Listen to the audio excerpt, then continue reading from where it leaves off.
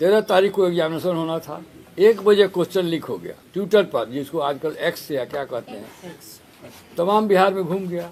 912 examination centre था, सभी लोग समझ गए, सभी लोग देख लिए। बहुत सारे सेंटर में जैमर नहीं लगा हुआ था। एसओपी के अनुसार, रूल के अनुसार जहां भी एग्जामिनेशन सेंटर है वहां पर जैमर लगना चाहिए। ज्यादातर स्टेशनों पर जैमर नहीं लगा, जहां लगा भी वहां बिजली कट गई कुछ समय के लिए, 2, 4, 5, 10 मिनट ही काफी होता है। एसओपी के अनुसार बिजली नहीं कटना चाहिए। क्वेश्चन पेपर एसओपी के अनुसार बंडल क्वेश्चन का विद्यार्थियों के, अभ्यर्थियों के सामने खोलना है। ज्यादातर स्टेशनों पर, एग्जामिनेशन सेंटर पर 912 में बंडल पेपर विद्यार्थियों के सामने नहीं खोला गया। ये सब दिखा रहा है अब 5000 अभ्यर्थियों का सेंटर चेंज हो गया है 2 दिन के अंदर। ऐसा क्यों हुआ? क्या कमीशन को किस अभ्यर्थी को कहाँ बैठाना था इसकी पहले से जानकारी नहीं थी? और जानकारी थी तो बदला क्यों गया? इसके पीछे क्या मंशा है? क्या किसी फेवरेट स्टूडेंट सबको एक जगह बैठा कर कुछ कराना था? क्या था ये पता नहीं चल रहा है, समझ में नहीं आ रहा है। जो इकोनॉमिक ऑफेंसेज इकाई है पुलिस स्टेशन, उसको 1 बजे मालूम हो गया था व्हाट्सएप पर कि क्वेश्चन लीक कर गया है, उसका भी दायित्व तो बनता था इन्वेस्टिगेट करे। अभी तक उन्होंने इन्वेस्टिगेशन नहीं किया, ऊपर जहाँ पर कुछ इंक्वायरी किया है पता नहीं क्या किया है। विद्यार्थियों ने लिख के दिया अभ्यर्थियों ने कमीशन को कि भाई ये जांच कराइए। आपको मालूम है एक विद्यार्थी सुसाइड कर लिया। आए दिन हम लोग देखते हैं किसी न किसी रूप में, पुलिस सर्विस कमीशन एग्जामिनेशन हो, मेडिकल एग्जामिनेशन हो, दरोगा का, सिपाही का, सब में क्वेश्चन लीक हो रहा है। मेरिटोरियस स्टूडेंट इतने फ्रस्ट्रेटेड हो जाते हैं कि वो सुसाइड कमिट कर लेते हैं। और सरकार को संवेदनशील होना चाहिए। वेलफेयर स्टेट है हम लोग का। हमारा संविधान भी कहता है कि government should be responsible and responsible to the causes of student, general public. यहाँ तो सरकार बहरी हो गई है। लड़के आंदोलन में चले गए, गर्दनी मांग बैठे रहे। जब प्रशांत किशोर जी को ये मालूम हुआ बच्चों के साथ अन्याय हो रहा है, एग्जामिनेशन में धांधली हुई है, तो उन्होंने इनके साथ कंधे में कंधे मिलाकर इनका जो आंदोलन था, इनका जो मिशन था कि री एग्जामिनेशन हो, उसमें वो शरीक हुए। इन लोगों के साथ जब अनशन पर वो बैठे, अभी तक अनशन में बैठे हुए हैं। इतने अच्छे कॉज के लिए और जेन्युइन कॉज के लिए विद्यार्थी लड़ रहे हैं, परीक्षार्थी लड़ रहे हैं, अभ्यर्थी, और उसका समर्थन प्रशांत किशोर जी और उनकी पार्टी जन स्वराज कर रही है। इसमें कोई राजनीति नहीं है। एक गुड कॉज को सपोर्ट करना, तो राजनीति क्यों किया जाता है? पार्टी क्यों बनाया जाता है? कि चुनाव हो, अच्छे लोग जीत के आवे, अच्छी सरकार बने। अल्टीमेटली सरकार बनाना ही कोई फाइनलिटी नहीं है। पब्लिक की सेवा हो, बच्चों की शिक्षा हो, लोग बढ़े, आगे बढ़े, तो ये राजनीति नहीं है। विद्यार्थियों को मदद करना, विद्यार्थियों के साथ अन्याय हुआ है, आगे खड़े हैं।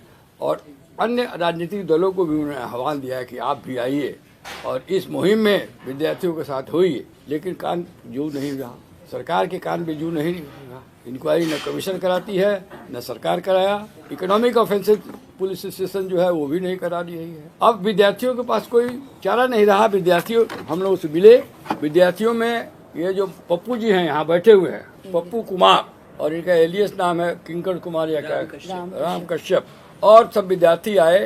इन लोगों ने बन बनाया कि हम लोग जब कार्यपालिका सरकार इनकी बात नहीं सुन रही है, अनशन पर बैठे हुए हैं, तो हम लोग इस मैटर को न्यायपालिका में ले जाना चाहते हैं। बात बिल्कुल ठीक हुआ। न्यायपालिका के सामने एग्जीक्यूटिव, कार्यपालिका आंसरेबल है।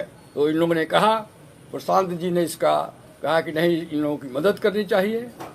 और प्रशांत जी के सहयोग और निर्देश और जन स्वराज की पार्टी के लोगों का, अब उसमें से देखिए बैठे हुए हमारे यहाँ किशोर जी जो जनरल सेक्रेटरी हैं, इन्होंने कागज पत्तर सब इकट्ठा किया।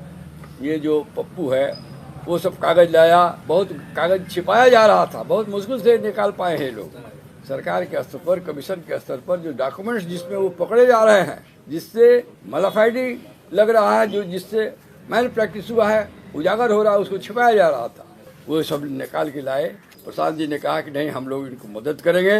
विद्यार्थी न्यायालय जाते हैं तो सारी सुविधा हम लोग प्रदान करेंगे और इनके कॉज को हम लोग कोर्ट में भी हाईलाइट करेंगे। तो मेरे जूनियर, हमारे जो लीगल टीम है, प्रणव कुमार हैं, अभी तो नहीं है, सृष्टि सिंह हैं, देवाशीष गिरी हैं, ये लोग मिल के और किशोर जी और वो पप्पू जी मिल के सब अपना ड्राफ्ट वगैरह बनाए।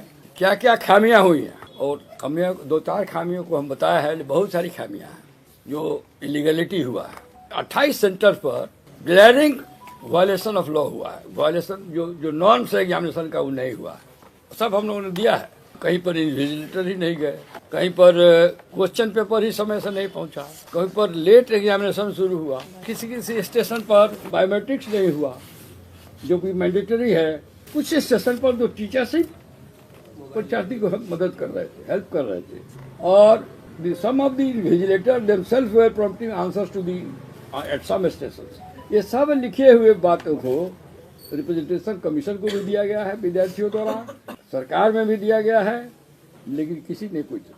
कमीशन का तो एक कारण समझ में आता है इंक्वायरी न कराने का, कमीशन तो खुद ही इन्वॉल्व है।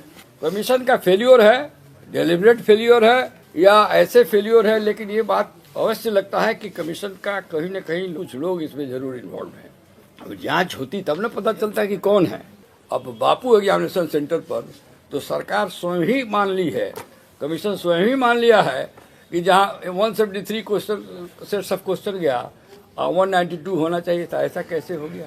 तो बापू सेंटर एक ही सेंटर पर ये लोग मान रहा है कि फैक्ट ये है कि एविडेंस, डायरेक्ट एविडेंस दिया है, रिट पिटीशन में लिखा हुआ है, सरकार के पदाधिकारी कमीशन पढ़ ले रिट को, उनको इसको सर्विस किया जा चुका है, उनको मिल चुका है, इसकी नोटिस दी जा चुकी है, पढ़ें तो समझ जाएंगे कि 28 सेंटर पर तो अपरेंटली लगता है माल प्रैक्टिस हुआ है, रूल नहीं फॉलो हुआ है और स्कोप ऑफ मैनिपुलेशन है, मैनूवरिंग है, सब दिखाई दे रहा है।